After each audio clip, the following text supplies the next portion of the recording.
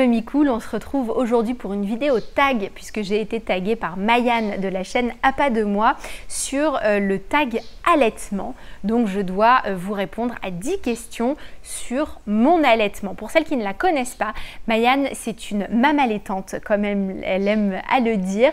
Elle a une chaîne qui s'appelle À Pas de Moi. Je vous mettrai bien sûr tous les liens dans ma bio. N'hésitez pas si vous êtes intéressé par le sujet de l'allaitement, si vous allaitez, si vous voulez allaiter, si vous rencontrez des difficultés dans votre allaitement.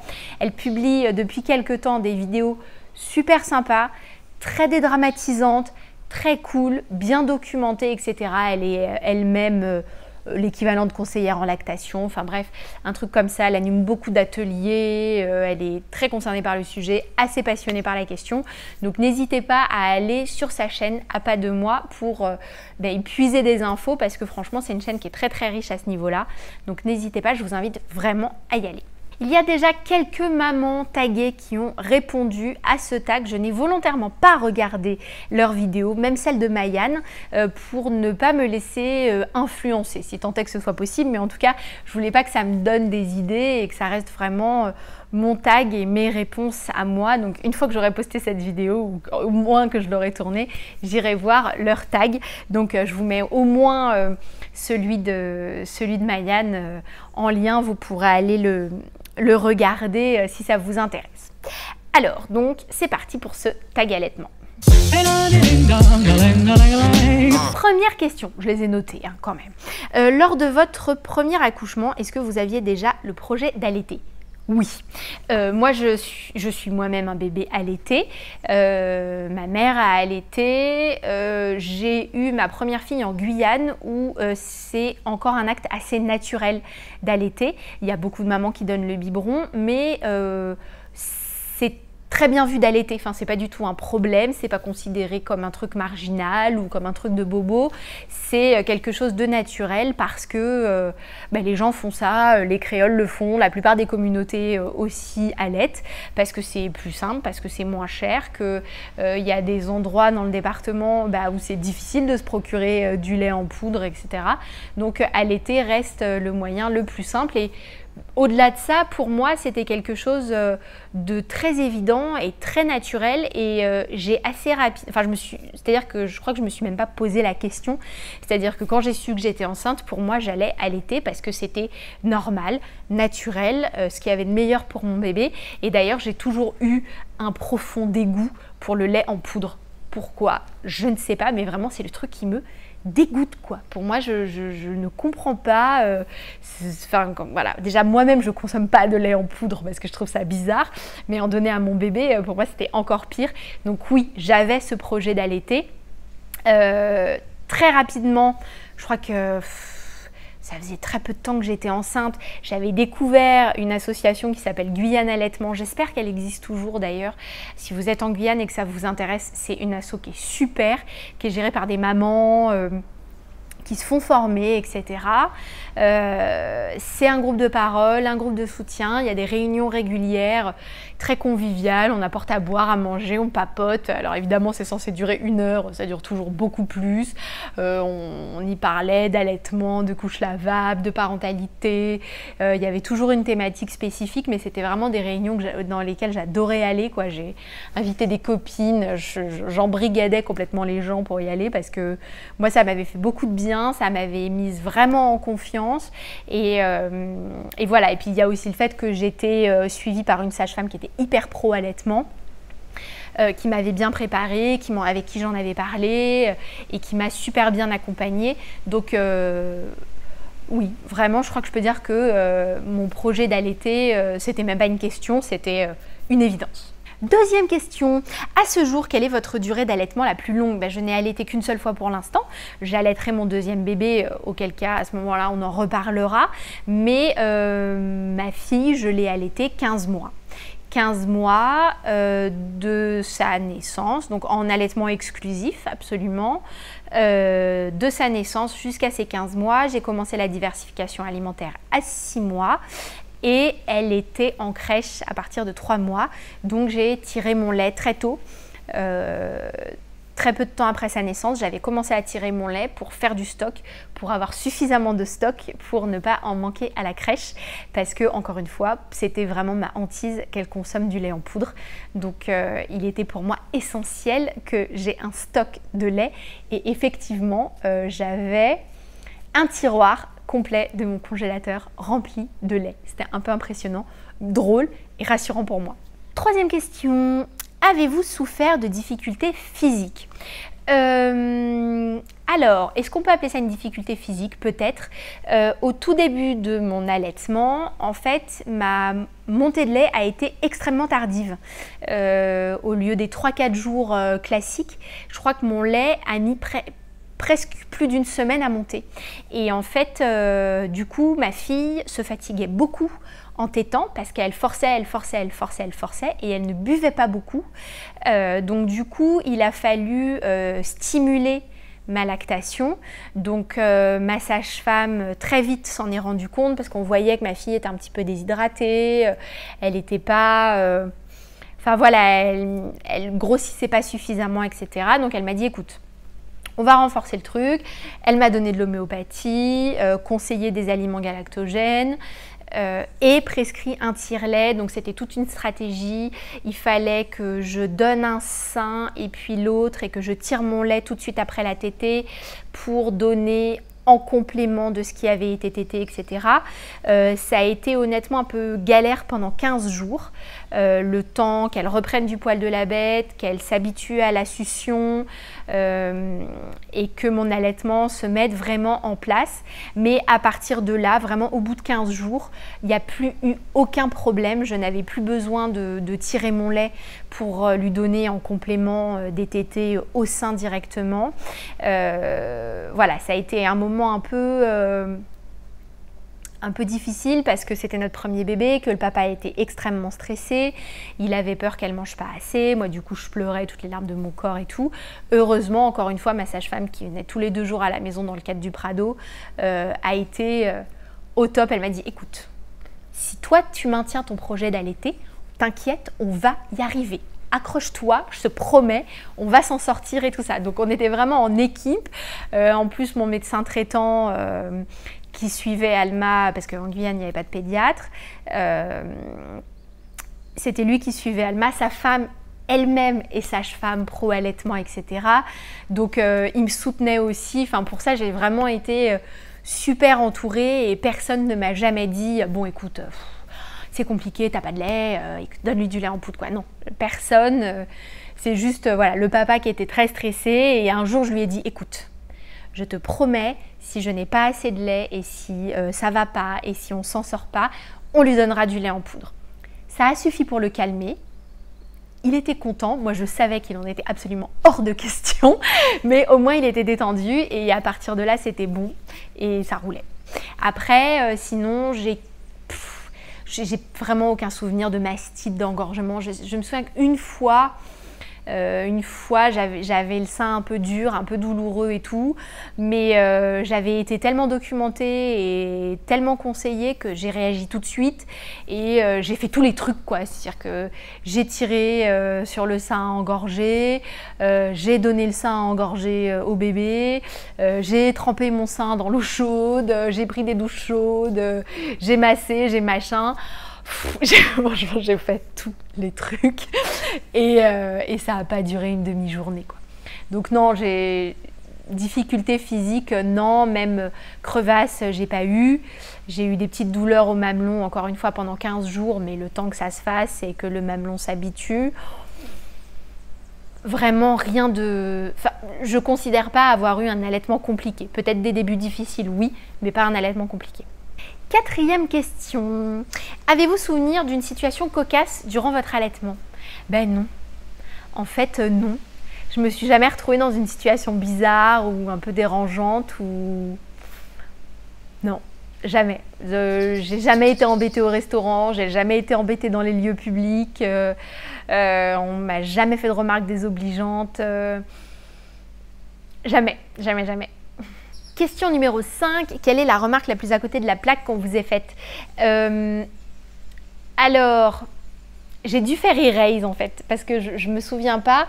Je sais que Je dirais que c'est pas forcément des remarques à côté de la plaque, mais c'est des remarques peut-être générationnelles et de vécu et d'expérience.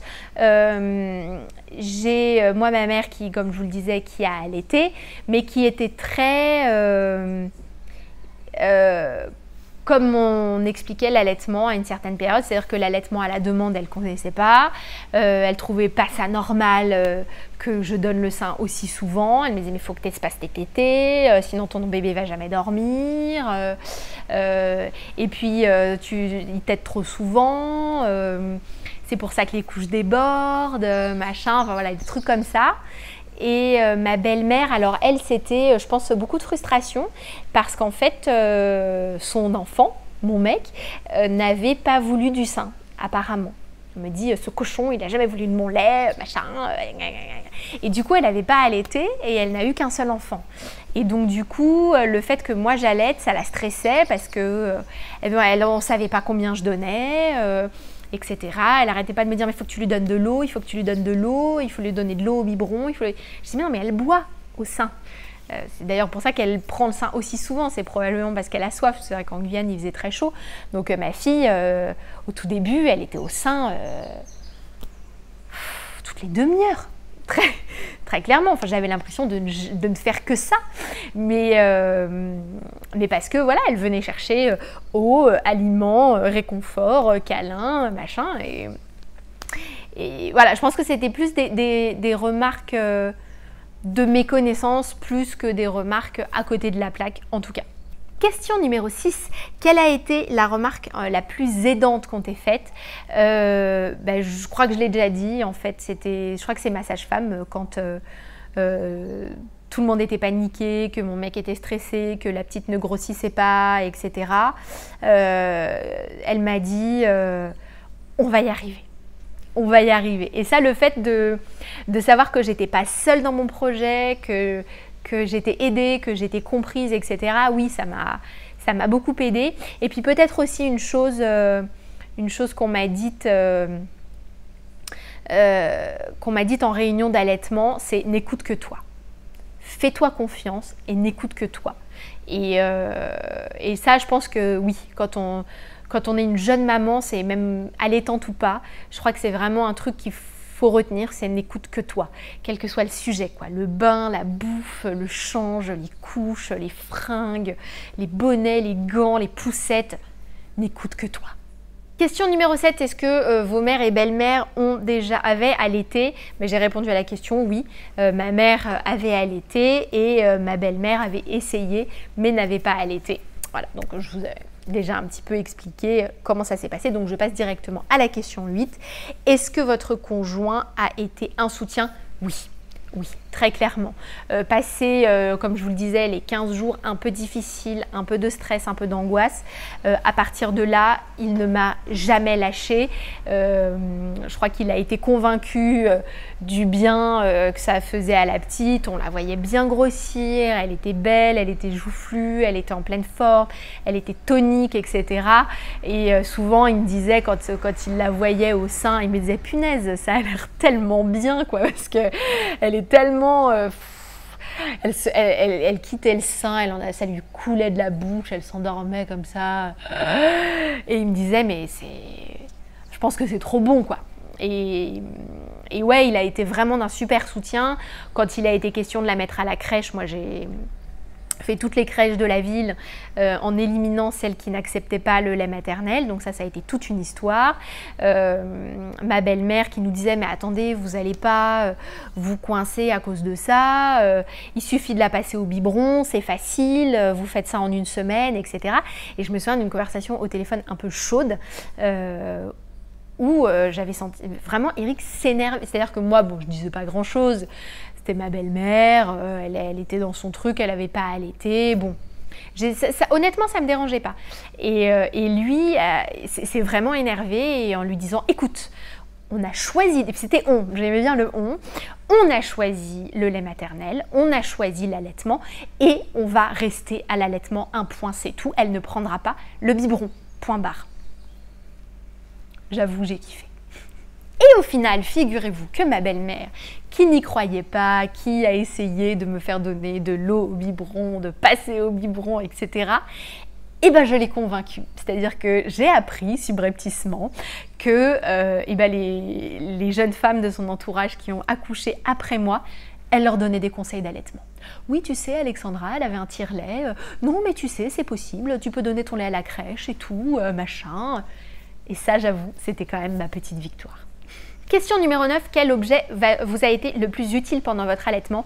Je pense que c'est mon tire-lait. Très clairement. Ça a été la garantie du maintien de mon allaitement et de sa poursuite et de tout ça, parce que j'ai repris le boulot au bout de 3 mois. Et suite à mon début d'allaitement peut-être un peu difficile, j'ai eu très vite un Symphonie de Medela en location à la maison. Alors ça, c'était canonissime, parce que sachez que vous n'avez pas besoin d'acheter un tire-lait. Votre sage-femme peut vous le prescrire. Il suffit de marquer sur l'ordonnance pour la durée de l'allaitement. Régulièrement, la pharmacie vous appelle. Bonjour, est-ce que vous allaitez toujours? Oui, madame. Ok, merci, au revoir.